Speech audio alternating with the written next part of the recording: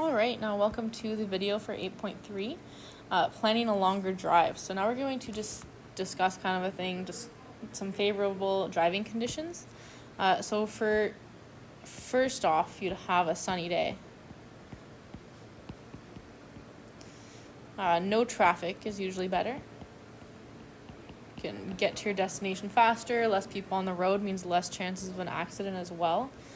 No construction. And then also good road conditions, like no potholes, freshly paved kind of situations. So here is a situation. Last Thanksgiving, John and Lena's drive from Oakville to Ottawa took about 4 hours longer than usual. Give two possible explanations. So the first one is obvious, that it was traffic, but the traffic would have been caused by something. So it could have been caused by an accident or the weather. It actually could even be caused by construction. If a lane is closed, everyone kind of has to... Construction. There we go. Everyone has to get into the same lane.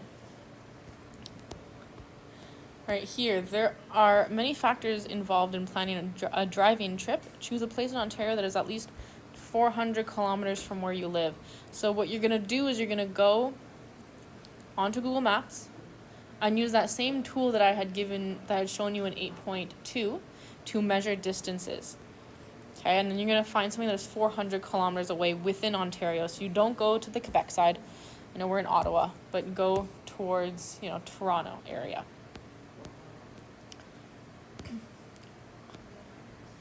And then the next question is identify the location of your home and your destination on Google Maps, and then determine what the actual distance is. So that's using the measuring tool. And then what is the driving distance? You're going to do that by having Google give you directions.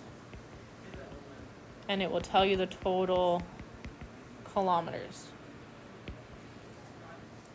All right, finally, choose a place in the United States that is at least 100 kilometers from where you live. And you're going to do the same thing here. So you're going to find the actual distance with the measuring tool, and then the driving distance with the directions. Take an average of the driving distance, because sometimes Google will give you, 2 or 3 options. And then here, your vehicle's fuel consumption is approximately 9 liters per 100 kilometers. The gas tank in your vehicle has a capacity of 50 liters. So calculate the distance you can travel with 1 full tank of gas. So for this, and this one's very important just in general for life skills, but also your summative, is 50 liters times 100 kilometers divided by 9 liters. In this case, you want to cancel out these liters, so they're going to be on opposite sides. And if you calculate this, you will get 555 kilometers. And then here, if you fill up the gas tank just after you cross the Canada-US border, in what city do you expect to fill up in next? So here, you kind of need to look at your map. It's all individual answers because it depends on where you're going. But first step would be to look at the city that's closest to the border to figure that one out. And then find something that is 555, maybe really 500 kilometers. You don't really want to get to empty. So 500 kilometers away from that. All right, here, number 5. You spent $34 USD to buy gas. How much is this in Canadian money?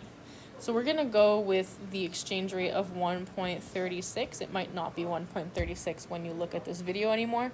However, that's what we're going to use. So you have 34 USD times 1.36 gives you 46.24. And then about how many liters of fuel are you likely to use for the round trip? So here, this is from 3A. So how many kilometers total are you going to be doing? So you need to have, that's all individual. I unfortunately can't calculate that one for you, but if you just plug it in here, you should get the number of liters.